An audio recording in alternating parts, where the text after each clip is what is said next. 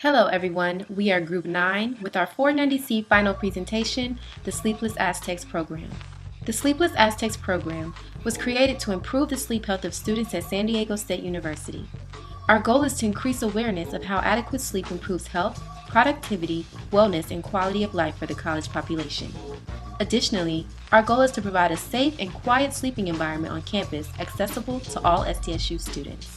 We will have 150 students as our control group and another 150 students as our experimental group.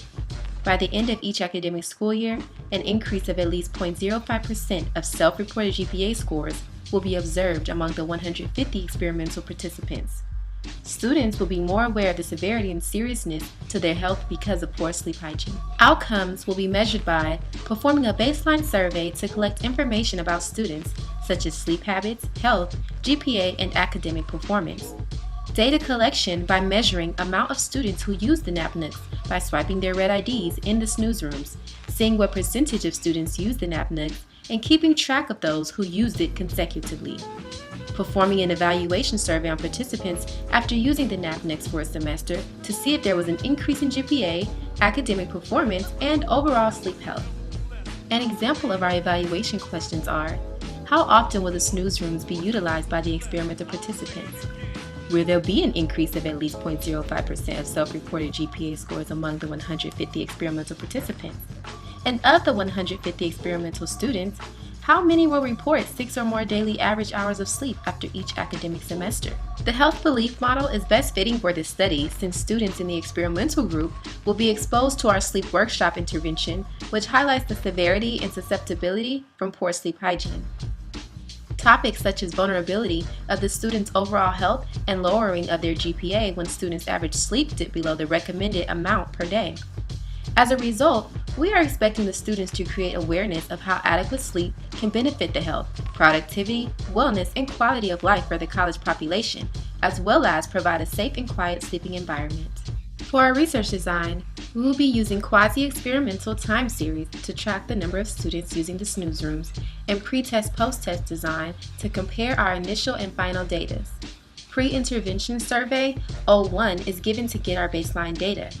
Other data collected from the surveys will be acquired during the intervention and semester, and a post-survey will be given for the semester. This will be repeated in the spring semester. Finally, we will compare spring semester data to the initial pre-test data. Survey population is the SDSU student body through non-probability sampling method of convenient sampling. The experimental group will be made up of subjects who attend sleep health workshops, use the snooze rooms, and take pre-surveys and post-surveys. The comparison group will be made up of subjects who do not attend sleep workshops, do not use snooze rooms, take pre- and post-surveys, but do not receive any intervention. For measurements, our independent variables will be the number of daily hours of sleep, the GPA of participants, and the frequency of napnuk usage. It will be measured through surveys, pre- and post-test interventions, napnuk swipe-ins and outs, and the GPA increase or decrease. To get our GPA results, we collected our data through a nominal process by asking the participants to say yes or no on whether or not their GPA increased. For the data analysis portion, we used a chi-square test to see that there is a difference between the two groups. In order to get our daily sleep average results, we collected ratio data and used the dependent t-test to reject the null hypothesis that there is a difference between pre- and post-test hours of sleep between the two groups. More nominal data was collected in order to gain the utilization results by asking participants to state yes or no on whether or not they used the snooze rooms. We also used the chi-square test to reject the null hypothesis that there is a difference in use of snooze rooms of the two groups.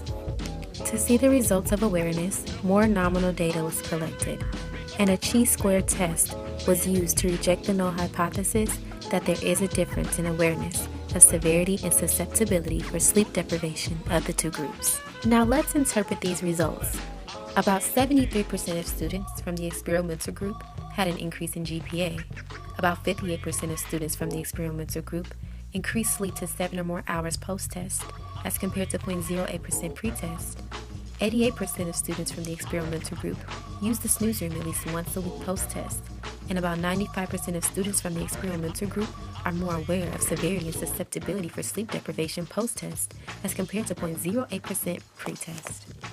In conclusion, according to the data interpreted, there were high percentages of the experimental group of SDSU students that have attained benefits from the sleep awareness workshops and snooze rooms by creating positive sleep awareness and increasing GPA and gaining more daily sleep. With these positive results, we can continue to further research on sleep health and spread awareness on how adequate sleep improves health, productivity, wellness, and quality of life for other college populations.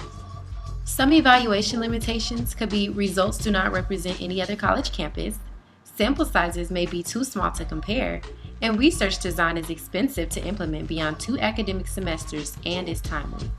Subject limitations could be subject response accuracy may suffer through bias, the control group may be influenced by the Hawthorne effect, and lastly, subjects are chosen on basis of convenience. In addition, not listed under our evaluation limitations is the volunteer sample surveys that may not be consistent, jeopardizing reliability of the data collected.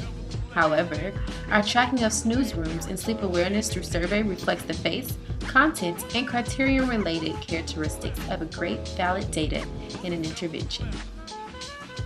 Thank you, and that concludes our presentation. Happy graduation, guys!